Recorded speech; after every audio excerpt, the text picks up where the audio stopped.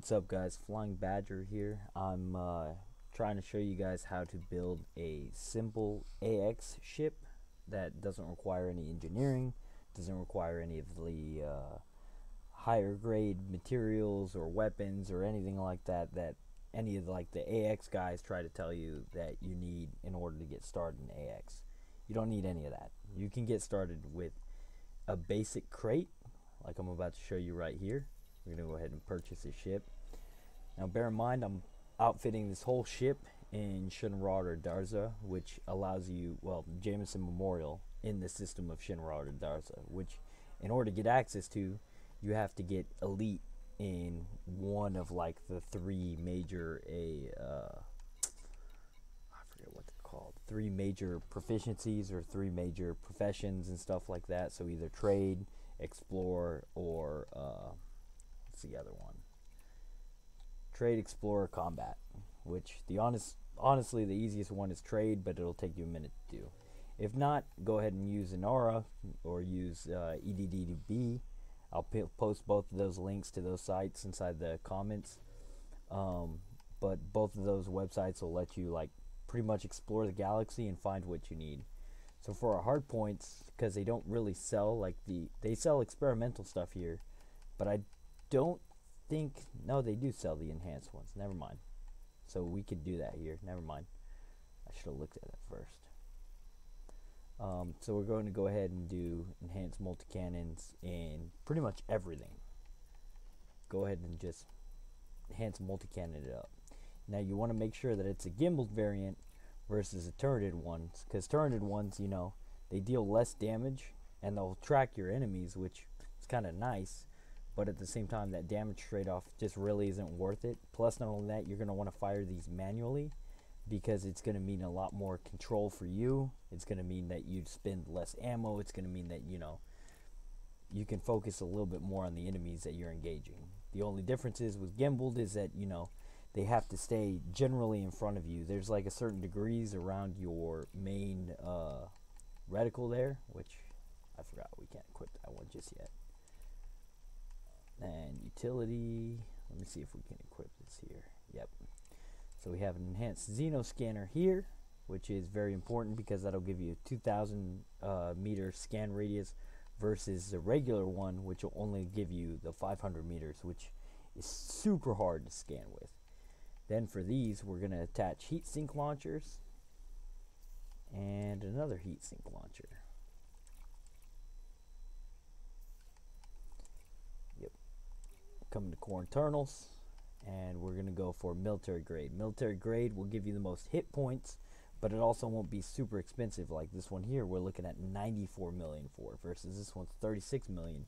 But it's basically the same amount of hit points. The only difference is this one has resistance, this one doesn't. Thargoids don't give a shit about your resistance. They're going to tear right through that. And it's going to cost you even more when that you inevitably die, because you are going to die doing this. The first couple of times it's going to be rough, but once you get the hang of this technique and everything that I show you with this ship, you'll be able to maintain. You'll be a Thargoid hunting pro. Which, let me make sure that we get rid of these, because I don't want these stored here. I already have enough modules stored as it is. Yeah, so thrusters, pretty much all of this you're going to want to go A rated for. So 6A thrusters, make sure that you go ahead and sell the current module. Frameshift drive, you don't really need. But you're going to want a fleet carrier or to borrow buddy's fleet carrier in order to get this ship all the way out there. Either that or jump this ship close to the systems and transfer it out there. It's going to be the goal. You're going to want to go A-rated with life support because your canopy is going to break. Like, there's no getting around it. Sensors, you're going to want to go A-rated because you're going to want to be able to see when the, you know, Thargoids run away from you. Power distributor, same thing. You're going to want to go A-rated because you're going to want to get as much juice as possible flow into those important modules. Your fuel tank you can go ahead and leave alone. Everything else you leave alone. As you can see, everything in my core internals all A rated. Optional internals, we're going to go ahead and sell this shield. You don't want a shield if you're fighting Thargoids. Fighting Thargoids with a shield really doesn't do much for you, because you're going to want to use silent running in order to clear the heat. And I'll show you guys how to do that in my following video, because it's super important to learn how to use that silent running. If you haven't changed your key bindings and everything like that, and you're playing on PC, like you probably should be, your delete key will turn on and off silent running. If not, you need to set up a key binding and have silent running ready to go, because silent running is super important to being able to clear off caustic. Hold on, we're gonna go to our 5 slot first, because let's go ahead and get that last weapon. Actually, no, 3 slot, my bad. I forgot we're using the crate. 3 slot stabilizer, come over to 3F, equip it, boom.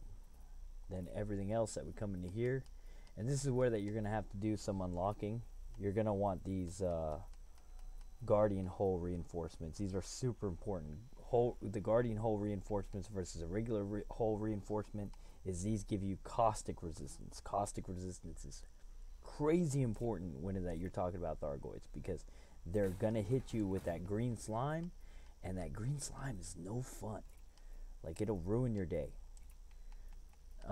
For your 1, you're going to want to do a hull reinforcement, because it's going to give you that 5% caustic reduction straight from the rip, regardless of how many hit points that you have.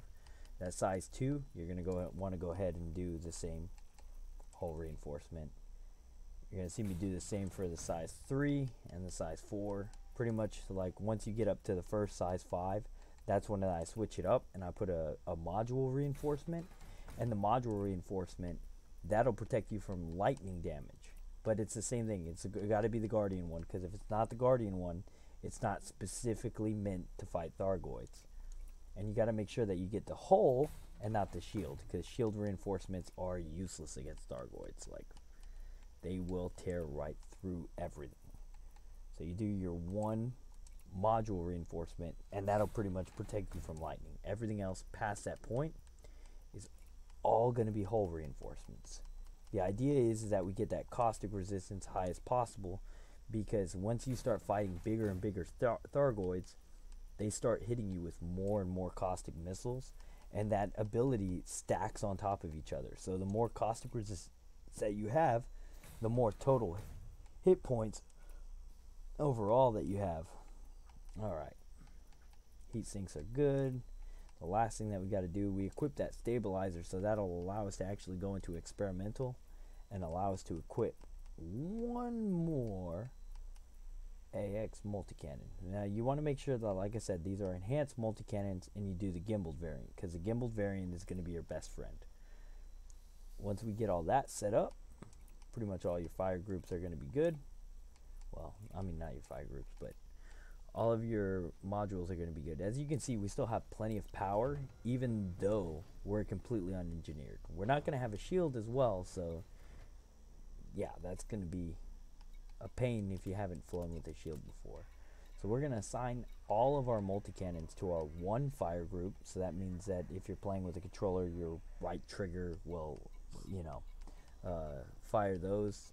If you're playing with mouse and keyboard, it'll be a click button, your primary click button. Your alternate click button is going to be for your Xeno scanner. Your field neutralizer, you can have it set as a key binding, but honestly, I would set it as its own separate key binding and pick a button on the keyboard that is easy and close for you to get to, because you're going to see it pop up and you're going to have to go to it instantly. Once you have all that set, this ship is pretty much good to hook.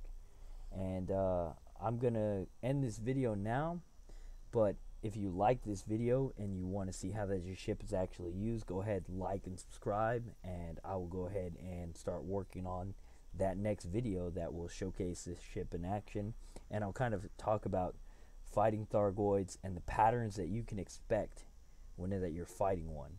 And I'll showcase this build with no other players around, just me in a solo session, and I'll kind of show you up against like some scouts and maybe some Cyclopses, maybe a Medusa or Basilisk, depending on what shows up. But please like and subscribe, and let me know if you want to see more content like this. I'll try to explain Thargoid combat as basic as I can. But thank you guys. Have a good one.